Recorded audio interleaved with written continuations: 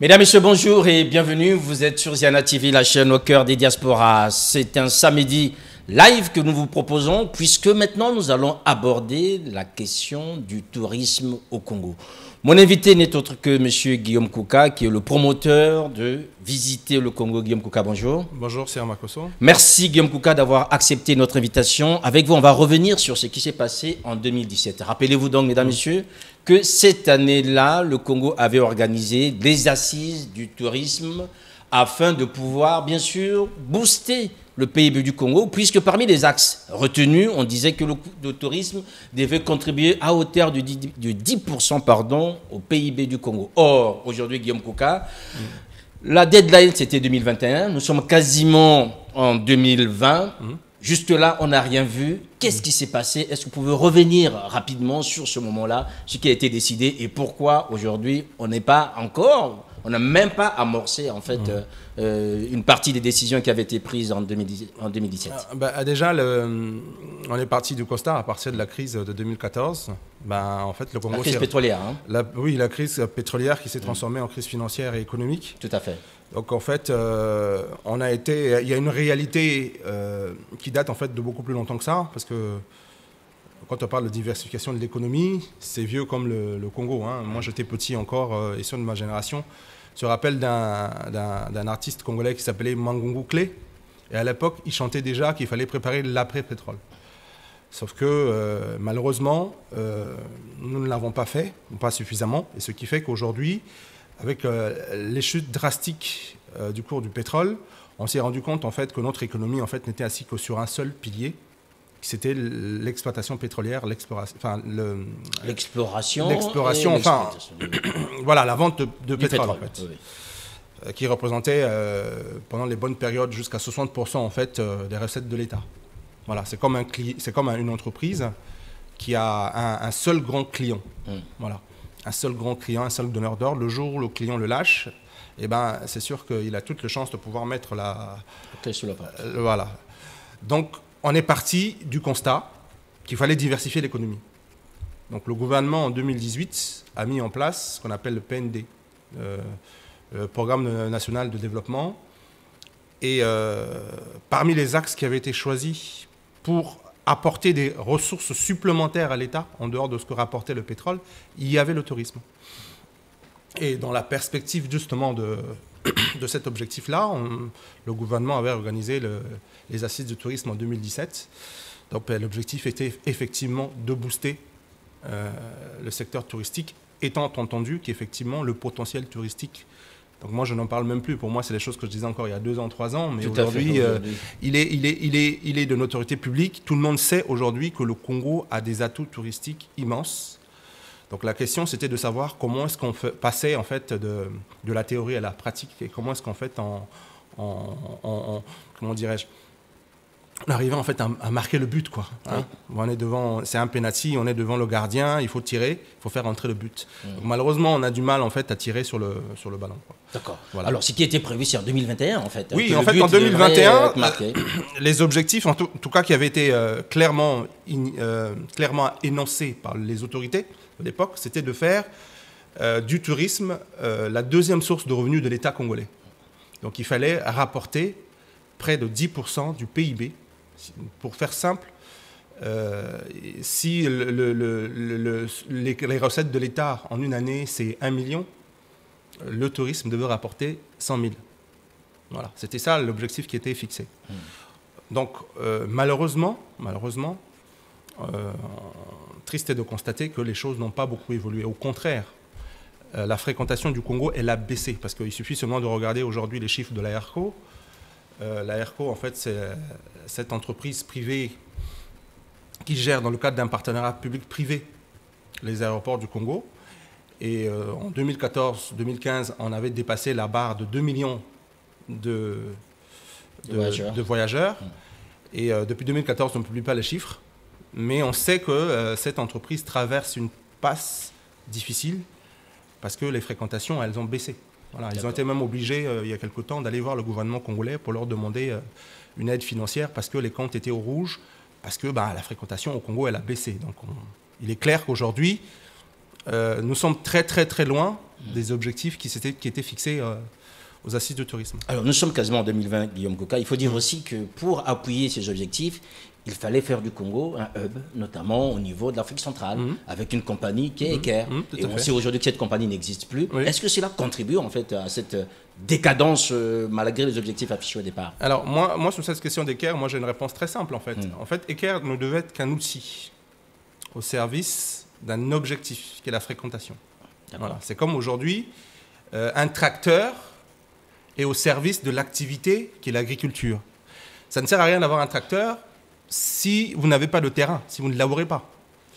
Donc, moi je pense qu'une fois de plus, c'est un paradigme en fait qu'aujourd'hui que nos autorités doivent comprendre, que ce ne sont pas les équipements, ce n'est pas parce qu'on construit une route qu'on développe un territoire.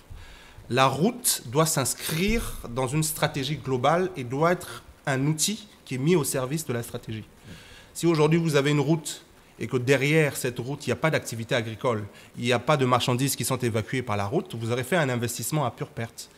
Donc, en créant Eker, ça a été plus fait pour répondre au fait qu'on avait un aéroport international moderne, ultra moderne. On a créé Eker uniquement pour ça. On ne s'est pas posé la question comment faire pour rentabiliser Eker. Comment faire pour augmenter, justement, enfin je pense, c'est mon point de vue, pour augmenter la fréquentation. Or, justement, le tourisme peut être une réponse. C'est-à-dire qu'aujourd'hui, le défi du Congo, aujourd'hui, avec les équipements qu'il s'est doté pendant la période de croissance, les autorités nous ont expliqué qu'en 10 ans, ils avaient construit quasiment dans chaque département un aéroport avec les équipements pouvant accueillir des gros porteurs. Malheureusement, on sait très bien que ces équipements-là sont sous-utilisés. Parce que là encore, on n'a pas réfléchi à la fréquentation. Comment est-ce qu'on fait pour que ces équipements-là servent à quelque chose? Et c'est là où je reviens à ce que j'expliquais tout à l'heure. Il ne faut pas raisonner équipement, il faut raisonner activité. Les activités, elles ne sont là que plutôt les équipements, elles ne sont là que pour soutenir vos activités. D'accord. Voilà. Alors quand on parle d'activité, Guillaume Coca, on a vu aussi fleurir dans les aéroports de Pointe-Noire, en fait, des guichets tourisme. Est-ce que ça aussi, ça ne contribuerait pas vraiment pour, je dirais, fixer le regard des touristes vers le Congo? Vous y êtes déjà allé, vous, au BIT? Au Bureau d'information touristique? Moi, j'y étais, il n'y a rien. Il n'y a rien au BIT. Les gens qui m'ont contacté à travers la page... Aujourd'hui, par exemple, la page de Kiki Lawanda, qui est photographe... Il faut dire rapidement qui est Kiki Lawanda, parce qu'aujourd'hui, c'est Kiki Lawanda, c'est un photographe congolais qui est installé au Congo, qui prend des belles images de l'Interland. Une bonne partie des images que nous avons aujourd'hui en ligne sont produites par... Tout à fait. Et moi, à travers son blog, je découvre beaucoup plus de choses qu'au BIT. Voilà. Une fois de plus, pour ouvrir une parenthèse... Allez-y. Le gouvernement, il y a quelques semaines, quelques mois, a annoncé la création de 3 agences. Je ne me rappelle plus exactement de quelle agence il s'agit. Le problème des agences au Congo, et moi, je viens d'un domaine qui s'appelle l'aménagement du territoire, où, par exemple, pour les histoires de gestion foncière, on a créé l'AFAT, l'Agence forestière de l'aménagement des terrains, avec des objectifs qui étaient sur le papier très très bien, pour lutter justement contre l'urbanisation anarchique. L'État ou l'AFAT, enfin l'État à travers son agence, va aménager des terrains, va viabiliser des terrains qu'il va vendre aux populations. Mais l'AFAT a été créée par décret en 2011. Nous sommes aujourd'hui en 2019. Citez-moi le nombre de mètres carrés que l'AFAT a viabilisé. Donc on sait très bien qu'au Congo, on crée des organes, mais qui manquent de moyens. Il manque de moyens humains. C'est-à-dire qu'il faut avoir des gens qui sont compétents, qui savent de quoi ils parlent, qui sont passionnés, à la tête de ces structures, qui animent ces structures, et derrière, il faut leur donner les moyens. Donc c'est pareil pour les BIT. Est-ce que les BIT ont les moyens des objectifs qui leur ont été assignés au départ? Et lorsque vous visitez les bureaux d'information touristique à Pointe-Noire et à Brazzaville, moi j'y étais à Brazzaville en avril dernier, en avril-mai dernier, le BIT de Brazzaville était fermé. Le BIT de Brazzaville était fermé. Les agents qui avaient été embauchés avaient plusieurs mois de salaire non payé. Donc voilà, donc quelque part, moi je veux bien qu'on me dise qu'on fait des choses, mais là encore, je pose la question de la stratégie. Quels sont les moyens qu'on met en œuvre pour que les objectifs qu'on assigne à ce type d'organes soient satisfaits? C'est ça le problème. Donc on peut créer les BIT, demain on peut créer d'autres agences pour faciliter la création des entreprises touristiques, pour faire la promotion de la destination Congo, etc., etc. Mais le plus important, qu'est-ce qu'on met derrière? Voilà. Voilà, mesdames, messieurs, vous êtes bien sûr en direct sur Ziana TV. Vous suivez donc cet entretien samedi live, le live du samedi, avec mon invité, donc, monsieur Guillaume Kouka. Guillaume Kouka, qui est le promoteur de la page et surtout d'un grand projet Visiter le Congo. Visiter le Congo, je pense qu'aujourd'hui, si vous allez sur les réseaux sociaux, vous trouverez tout le travail qu'il a déjà pu faire sur place. Avec nous abordons des questions touristiques, puisque pour visiter le Congo, ben, on peut y aller en tant que touriste, pas toujours en tant que natif. Alors, Guillaume Kouka, qui aujourd'hui veut aller au Congo? D'après vos recherches, d'après tout ce que vous avez fait, qui veut aller au Congo aujourd'hui? Alors, en fait, on a tous pris un avion, que ce soit, pour ne pas les citer, Air France ou Ethiopian Airlines. Donc, lorsqu'on est dedans, en fait, c'est toujours les mêmes.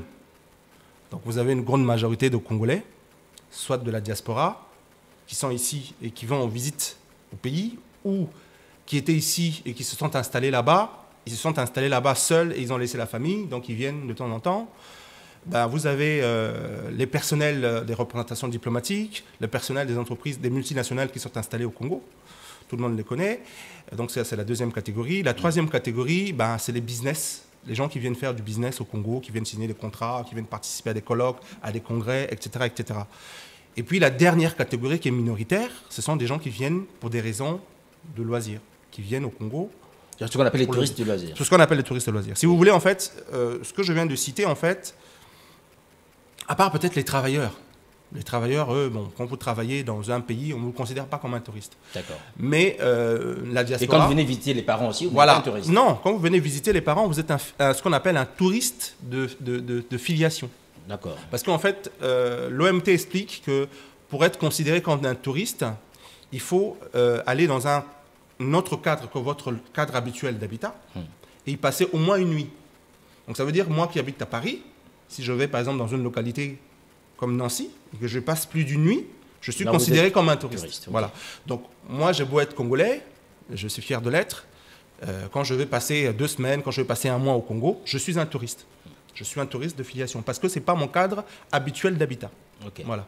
Donc, on a les touristes de filiation, on a les touristes d'affaires et on a une petite minorité de touristes de loisirs.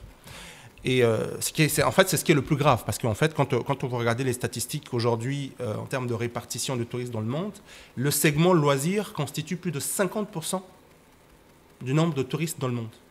Donc en fait, on se prive en fait d'une bonne partie du gros gâteau, quoi. Oui. Hein? Le Congo n'attire pas ou ne cherche pas à prendre le gros gâteau qu'on appelle les touristes de loisirs. Alors, qu'est-ce qu'on aurait comme levier? Alors, aujourd'hui, c'est vrai que vous faites le constat, on comprend très bien que le Congo, qui a une vocation touristique, n'arrive pas à en profiter. On se rend aussi compte que ceux qui vont au Congo, ben, ce sont les natifs. Et or, on a besoin de ceux qui viennent au Congo, je dirais, entre guillemets, pour s'amuser ou pour visiter le pays. Qu'est-ce qu'on aurait aussi comme levier, quand on voit ces blogs, qu'est-ce qu'on aurait comme levier pour essayer de booster ces touristes de loisirs? Alors, il y a quelques semaines, sur notre page Facebook Visiter le Congo, j'ai publié un article qui s'appelle « Le Congo comme la Grèce », 4 raisons pour lesquelles le tourisme ne se développe pas au Congo. Voilà. Et parmi ces raisons, j'avais cité d'abord un déficit de communication. Oui.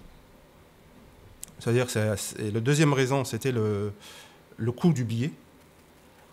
Et la troisième raison que j'avais citée, c'était la politique d'entrée. Comment est-ce qu'on gérait les entrées sur le territoire. Et la quatrième raison, je considérais que les autorités, en tout cas les plus hautes autorités, n'étaient pas suffisamment impliquées dans le développement du tourisme. D'accord. Bon, alors on va prendre raison par raison. Commençons d'abord par le coût du billet. On sait que tous aujourd'hui, c'est quasiment Air France qui a le monopole, même s'il y a d'autres compagnies périphériques qui commencent à aller au Congo, comme le Turc ou encore les Éthiopiens, ou en passant par d'autres pays. Qu'est-ce qu'on peut faire à ce niveau-là? Que peut faire l'État à ce niveau-là? Puisqu'il n'y a que Air France aujourd'hui quasiment qui transporte, je pense, le plus grand nombre de Congolais. Enfin, des gens qui vont au Congo, destination Congo. Alors, je pense que dans toute activité économique, il y a une notion qui est très importante. Hein, on le voit d'ailleurs en France aujourd'hui avec le marché de l'emploi. Oui. C'est la notion de compétitivité. C'est-à-dire que le Congo est un pays africain qui est en compétition avec les 40 autres pays d'Afrique. Je ne me demande que l'Afrique. Donc lorsque vous êtes un touriste allemand, lorsque vous êtes un touriste français, lorsque vous êtes un touriste américain, vous vous posez la question, pourquoi est-ce que je vais aller à Brazzaville et pas à Kinshasa ou à Libreville, à Dakar ou à Abidjan? D'accord? Donc, lorsque vous regardez qu'en basse saison, le billet le moins cher pour venir à Brazzaville, c'est 700 €. Et quand si vous arrivez à trouver un billet à 700 €, vous êtes bien content. Et que pour aller à Abidjan, pour aller à Dakar, vous pouvez trouver des billets à 200 €. Donc, en termes de coût du billet, vous avez un différentiel du simple au triple. Donc, un billet pour Brazzaville coûte 3 fois plus cher qu'un billet d'avion pour Douala, pour Abidjan ou pour Dakar. Donc, vous imaginez bien que c'est quand même un critère qui est très important. Nous, les touristes de filiation, on n'a pas trop le choix. Lorsque votre mère est décédée, lorsque votre père est malade, vous devez aller à son chevet. Si on vous dit que le billet c'est 3 000 €, vous allez sortir les 3 000 €. Vous n'avez pas le choix. D'accord ? Vous êtes un touriste d'affaires, vous allez signer un contrat à plusieurs millions d'euros. On vous dit que le billet c'est 14 000 €. Sachant que ce n'est pas vous qui payez, c'est la boîte qui paye. Vous allez déclarer ça en note de frais. Vous allez payer. Vous n'avez pas de problème. Pareil pour les gens qui vont travailler pour les multinationales ou représentations diplomatiques. Eux, ils peuvent payer. Donc, il n'y a pas de problème. En fait, il n'y a pas trop de concurrence. Mais un touriste de loisirs, lui, a le choix. Il peut venir à Brazza comme il peut aller à Dakar. Et comme Brazza est 3 fois plus cher que Dakar, il va aller à Dakar. Donc, qu'est-ce que l'on peut faire aujourd'hui pour baisser les prix d'avion? Vous savez, c'est quelque chose que je vais partager d'ailleurs sur ma page Facebook. On a fait une simulation. C'est-à-dire, on a fait des demandes de devis, de voyage en groupe à Air France, pour le citer, puisque c'est que cette compagnie à qui on s'est adressé. Donc, pour un billet pour la basse saison, c'est-à-dire la période qui part de septembre jusqu'en décembre, pour un billet qui coûte 1 000 €, Air France prend 500 €, d'accord? Et les taxes coûtent à peu près 500 € aussi. D'accord.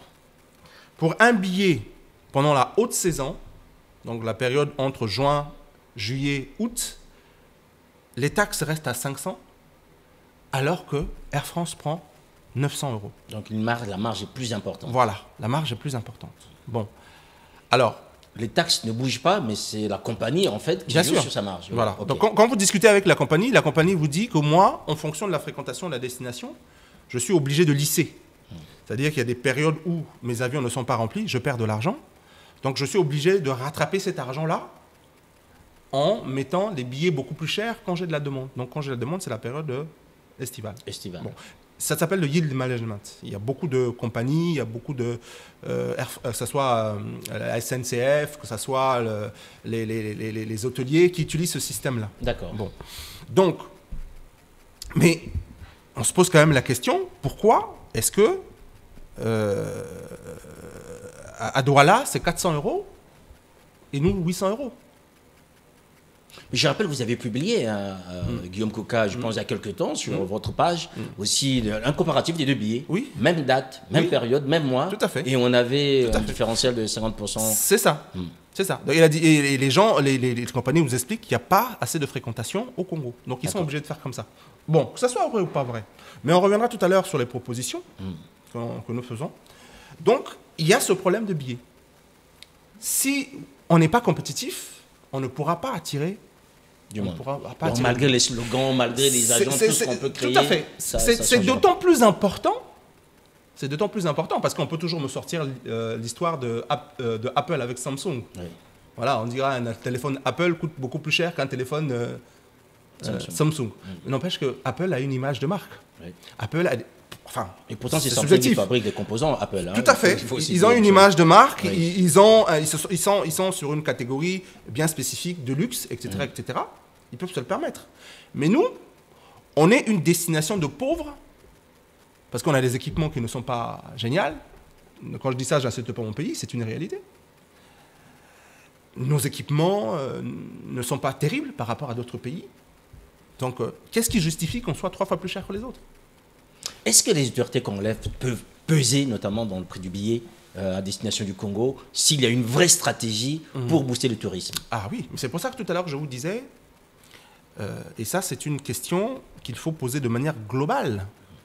Tout à l'heure je vous ai dit que nos autorités avaient construit, pendant la période de croissance, les 10 ans de croissance que nous avons eu, une dizaine d'aéroports. Pour arrondir. Une dizaine d'aéroports, ils ont construit. Oui. On sait que la majorité de ces aéroports, à part peut-être celui de Pointe-Noire et de Brazzaville, sont vides. Il y a Olombo aussi, à peu près. Voilà. C'est ça. Comment est-ce qu'on fait non seulement pour essayer de mettre ces aéroports en activité, pour ne pas dire les rentabiliser, et comment on fait aussi pour permettre l'augmentation de la fréquentation de la destination. Bon. Voilà, il y a les deux problèmes. D'un côté, on a les prix qui sont élevés, peut-être à cause des taxes, peut-être à cause d'une entreprise privée. Un écosystème aussi qui n'est pas favorable tout à fait. Pour les entreprises. Mais on a des équipements. Pourquoi je dis ça? Parce que on sait très bien en Europe qu'on peut prendre EasyJet, on peut prendre Ryanair, mais Ryanair ou EasyJet n'atterrissent pas à Roissy ou à Orly. Ils atterrissent dans des aéroports de province. Ils atterrissent à Beauvais. Pourquoi ils atterrissent là-bas? Parce que non seulement ils sont exonérés de charges, mais ils sont des fois même subventionnés. Vous avez des conseils départementaux, des collectivités locales, effectivement, qui veulent faire vivre leur aéroport. Ils ont un équipement, ils veulent le faire vivre, ils veulent faire vivre la région. Ils savent qu'une compagnie aérienne qui arrive chez vous va emmener du monde. Ce sont des consommateurs, c'est de l'activité, etc. C'est même des touristes. C'est des touristes. Donc, ils sont prêts à payer. C'est un investissement. Tous les mois, ils versent de l'argent aux compagnies aériennes, soit sous forme de subvention, ou soit sous forme d'exonération, pour qu'ils viennent chez eux. Donc, on pourrait imaginer, dans le monde, le Congo dynamique, innovant, que l'aéroport de Olombo soit utilisé comme un aéroport secondaire, avec une route carrossable entre Olombo et Brazzaville. Une personne qui fait le choix d'atterrir à Maya paye son billet à 850 €. Mais celle qui accepte d'atterrir à Olombo ne paye que 400 €. Olombo ou Dolisie, on peut appliquer ça pour Dolisie. On peut appliquer ça pour Dolisie, on peut appliquer ça pour Wesso, oui. On peut appliquer ça pour...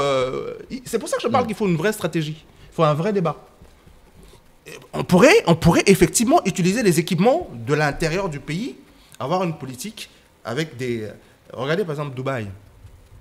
J'ai suivi la dernière fois un débat à la radio où on disait que les compagnies aériennes du Golfe exerçaient une concurrence déloyale vis-à-vis de Air France parce que ces compagnies-là payent, dans leur pays en tout cas, zéro charge, zéro impôt isant. Donc ce qui fait que ça pèse sur le bilan d'une entreprise. Donc ils ont un avantage stratégique. Donc là encore, et Dubaï, parce que j'ai eu ce débat-là avec des amis, Dubaï c'est 3 millions d'habitants. 3 millions d'habitants. Et en 2018, l'aéroport de Dubaï a accueilli 88 millions de voyageurs. C'est vrai, on va me dire, il y a le hub, Emirates, etc. etc. Oui. Mais on voit bien que derrière, il y a une vraie stratégie de développement de la fréquentation des aéroports. Voilà. Ce n'est pas forcément les natifs, les gens du pays qui doivent remplir un aéroport. Un aéroport, il y a plusieurs façons de le remplir. Donc, on peut réfléchir en même temps, je pense, aujourd'hui, et si les autorités de mon pays m'écoutent, on peut mettre autour d'une table les compagnies aériennes. Dit voilà, moi je suis gouvernement congolais, je veux développer la destination Congo, je veux développer la fréquentation de mes aéroports et je veux que mon prix du billet baisse. Parce que, au fond, tout le monde va être gagnant-gagnant. Parce qu'aujourd'hui, si vous avez 10 voyageurs sur lesquels vous appliquez une taxe de 10 €, ça vous fait quoi? Ça vous fait 100 € de taxe. Mais si vous avez 1000 voyageurs sur lesquels vous appliquez 1 € de taxe, vous avez combien? 1000 €. 1000 €. Donc vous gagnez même beaucoup plus. Parce que ce que vous perdez sur un billet, vous le récupérez et vous le quadruplez même plus parce que vous gagnez en volume. Vous gagnez en volume. Vous faites des économies d'échelle. C'est un levier d'échelle. Donc il y a un vrai débat. On a un pays qui est en crise, qui a des problèmes, qui veut diversifier son économie, mais on a l'impression que nos autorités sont complètement tétanisées. Manque d'initiative, manque de débat. Il n'y a pas de débat. Personne ne dit rien. On fixe des objectifs. On les attend pas, c'est pas grave. Il faut rien dire, on continue. Ça ne peut pas continuer comme ça.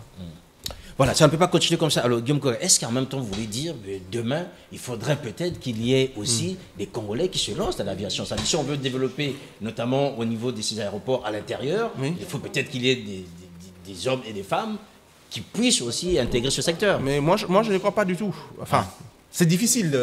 Même les États se sont cassés les dents. Les États se sont cassés les dents. On a parlé des Caire, mais à côté des Caire, on peut parler de Camer et toutes les autres entreprises en Afrique où... Ergabon, on a vu tout ça. C'est très, très difficile de pouvoir mener à bien un projet de compagnie aérienne. Moi, ce que je crois, et moi, si j'avais une proposition à faire aux autorités, c'est de dire, il y a déjà... Regardez, par exemple, la principale ressource de notre pays, c'est quoi? Pétrole. C'est le pétrole. Mais est-ce que c'est une société congolaise qui exploite le pétrole chez nous? Non, ce sont des compagnies, ce sont des multinationales. Total, Eni, pour ne pas les citer. Donc il y a eu comme un partenariat, ou même les chantiers qui sont réalisés, qui ont été réalisés ces dernières années, ils ont été réalisés en majorité par des entreprises étrangères. Pourquoi est-ce qu'aujourd'hui, il n'y a pas une alliance? Les gouvernements congolais ne voient pas voir déjà les compagnies qui sont installées dans notre pays en leur disant, moi, j'ai envie de signer un partenariat avec vous pour développer la destination Congo. Mettons-nous ensemble, mettons une stratégie. Vous acceptez de baisser vos prix. Nous, on investit dans la communication pour faire connaître la destination et on augmente le volume. Vous allez gagner. Nous, on va gagner. Alors, la communication de Guillaume Correa, ça fait partie, en fait, du deuxième pilier qui ne l'est pas aujourd'hui pour le Congo, parce que pour attirer les touristes, il faut communiquer. Bien sûr. Et on l'a vu d'ailleurs à l'actualité où le Rwanda, pour ne pas le citer, a signé un partenariat avec le PSG pour que le PSG ait sur le maillot visite Rwanda. Avant ça, il avait signé avec Barcelone, avec Arsenal. C'est de l'argent. On parle entre 20 à 10 millions d'euros. C'est de l'argent qu'ils investissent. Mais ils savent que derrière, ça rapporte, ça booste. Mais on se pose la question sur la communication du gouvernement congolais. On ne dit pas qu'il faut aller signer de partenariat avec le Real. Mais lorsque vous avez un petit salon du tourisme, entre guillemets, à Paris, à Madrid, il n'y a pas de stand Congo. Vous arrivez, vous trouvez des stands Côte d'Ivoire, des stands Sénégal, vous trouvez des stands même Libéria, même Tchad, pas de stand Congo. Sierra Leone, parfois on avait... Voilà, Sierra Leone. Alors, est-ce qu'un État comme le nôtre, qui veut développer son tourisme, n'a pas les moyens de ne pas trouver, 100 000 euros pour prendre un stand et venir faire la promotion du tourisme congolais sur la place de Paris, qui est quand même une place qui gagne énormément de monde. Qu'est-ce qui manque aujourd'hui lorsque le président de la République se déplace pour aller au sommet de Madrid? Ça coûte combien? On arrive à avoir de l'argent. Donc ça veut dire que, quelque part, avec de la volonté politique, avec une véritable vision, on peut investir de l'argent. C'est d'autant plus vrai qu'au pays, il y a des ressources qui sont destinées à faire la promotion de la destination Congo. Vous savez c'est quoi? Non. C'est la taxe hôtelière. La taxe hôtelière, elle sert à ça. Moi, j'ai des amis, par exemple, qui travaillent dans un grand hôtel de la place de Brazza, que je ne citerai pas, qui m'a dit qu'aujourd'hui, cette année, ils ont eu une année exceptionnelle. Ils ont eu énormément de fréquentation. Donc, eux, ils ont de la fréquentation. Ça veut dire qu'il y a de l'argent qui rentre dans la caisse de l'État. Donc, cet argent-là, normalement, devait servir à financer la promotion de la destination Congo. Mais comment voulez-vous aujourd'hui que les gens s'intéressent à votre destination si vous ne communiquez pas, si on ne vous connaît pas? Surtout dans un secteur aussi concurrentiel que le tourisme. Si vous ne communiquez pas, les gens ne viendront pas chez vous, c'est sûr. Voilà. Guillaume Correa, il y a un troisième point, en fait, c'est une mesure un peu radicale que vous proposez, c'est de supprimer le visa, visa touristique. Alors, je propose en partie la suppression du visa. Pourquoi? Parce qu'il faut donner des signaux forts. Donc pour vous, aujourd'hui, rentrer au Congo, c'est quand même compliqué. Ça faisait partie des éléments où vous dites, voilà, si le tourisme n'avance pas au Congo, c'est parce que pour y rentrer, c'est déjà un problème. Ça fait 2 ans qu'on tente de mettre en place un e-visa. Bon, il y a eu des évolutions entre-temps, on verra ce que ça va donner. Mais je pense que ça peut être aussi un symbole fort. Parce que gouverner aussi, c'est pouvoir utiliser des symboles. On dit, voilà, nous, gouvernement congolais, on veut que vous veniez chez nous. Donc, si vous ne venez que pour 2 semaines, et si vous venez pour des raisons touristiques, pour du tourisme de loisirs, vous êtes exonéré de visa.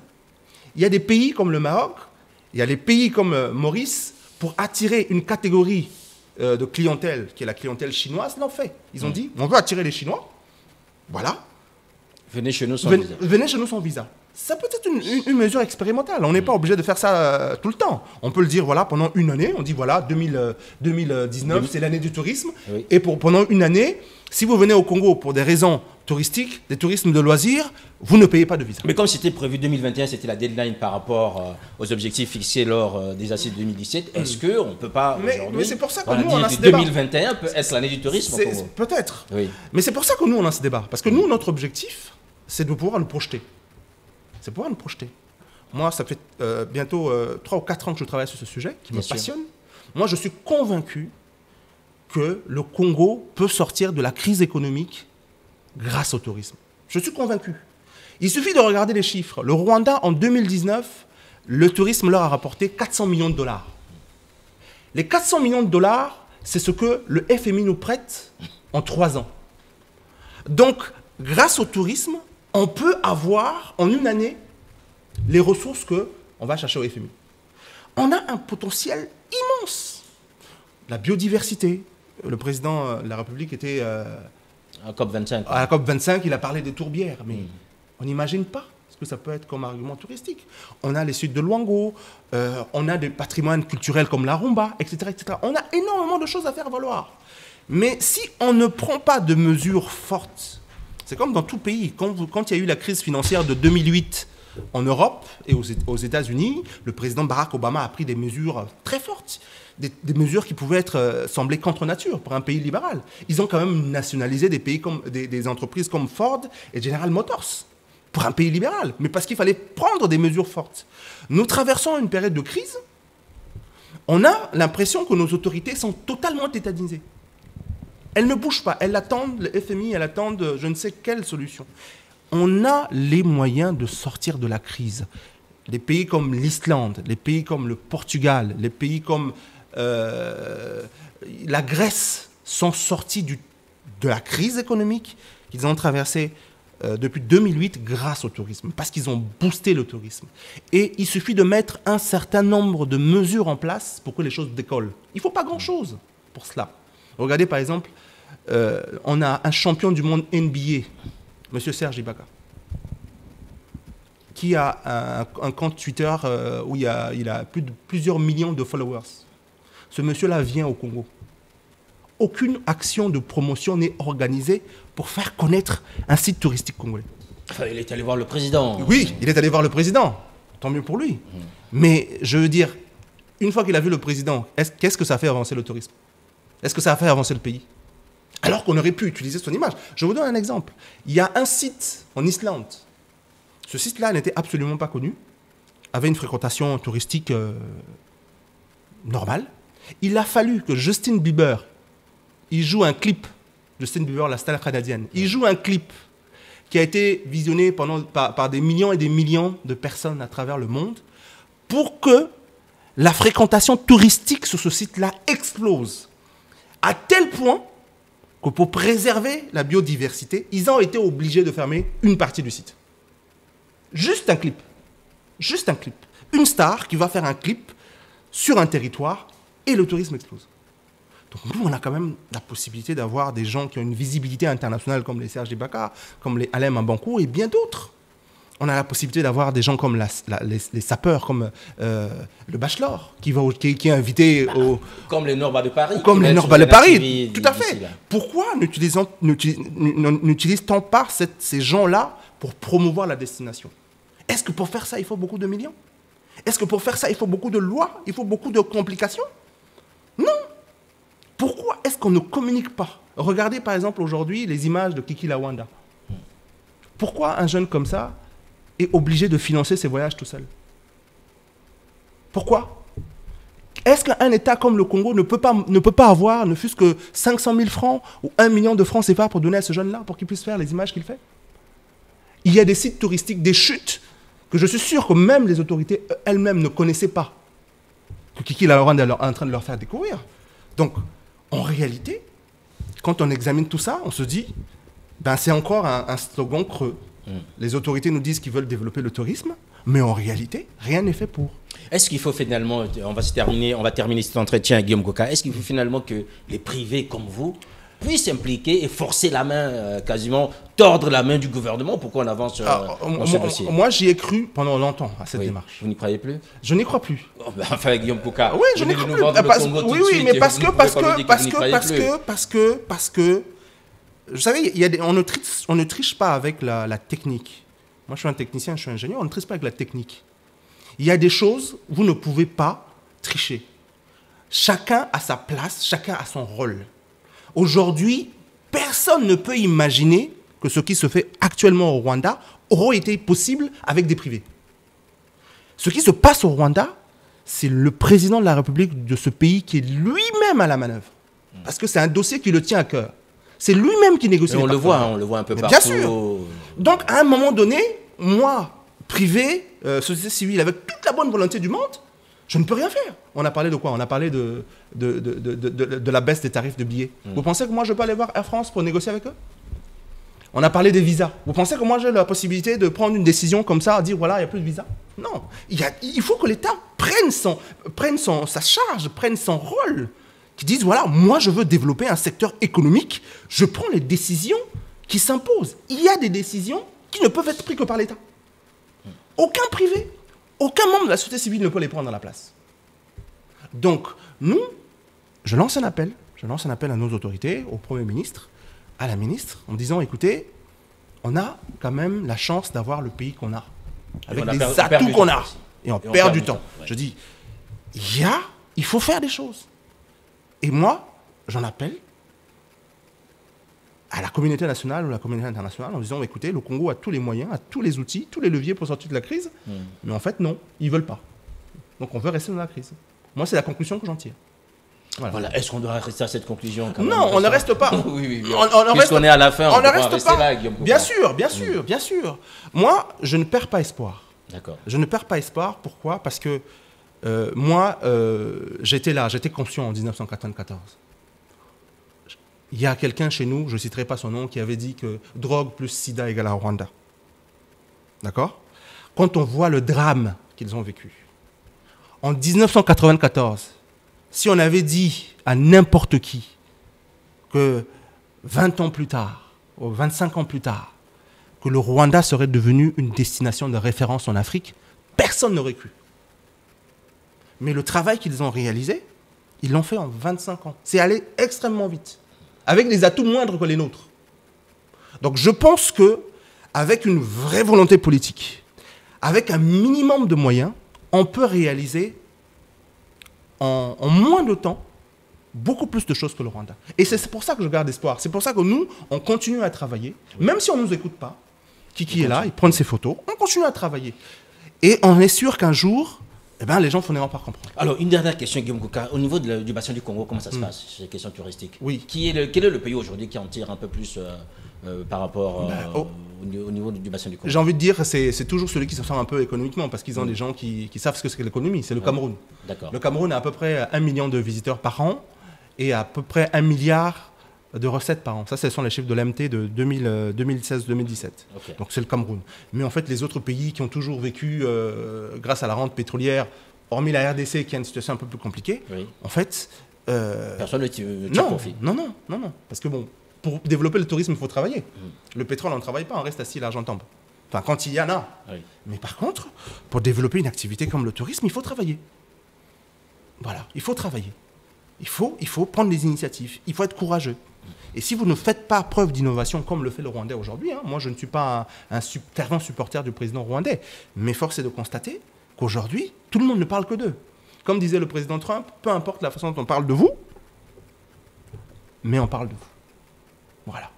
Donc, une destination comme le Rwanda, il y a beaucoup de gens qui entendent parler et qui la connaissent, mais une destination comme le Congo reste une destination de banlieue ou du ghetto, comme on dirait. C'est un peu comme la musique, entre le world music et le ndombolo, où entre nous, on danse le ndombolo, alors que les Dajou aujourd'hui, en faisant de la world, ils vendent des millions de disques par an, ils remplissent le Zénith, ils remplissent Maître Gims, le Stade de France. Si Maître Gims avait fait du ndombolo, il n'aurait jamais rempli le Stade de France. C'est parce qu'il a compris qu'il fallait aller chercher les clients, l'argent là où il est. Voilà. Très bien, nous aussi nous espérons avoir été chercher l'information là où elle était, Guillaume Kouka, c'est chez vous. Encore merci. C'est moi qui vous remercie de m'avoir invité. Voilà, mesdames, messieurs, vous avez suivi donc cet entretien avec Guillaume Kouka, qui est le promoteur de Visiter le Congo. Allez-y sur les réseaux sociaux, vous le trouverez. Allez-y sur Internet, le site et tout ce qu'il y a pour promouvoir la destination Congo. Merci à lui, merci à vous aussi, merci à Doris Kamzenze, merci à vous tous qui nous suivez de plus en plus. Portez-vous bien, nos programmes continuent, puisque dans quelques instants, on va avoir le grand Norma de Paris, qui est donc l'invité surprise ce samedi du Zena TV. À tout à l'heure.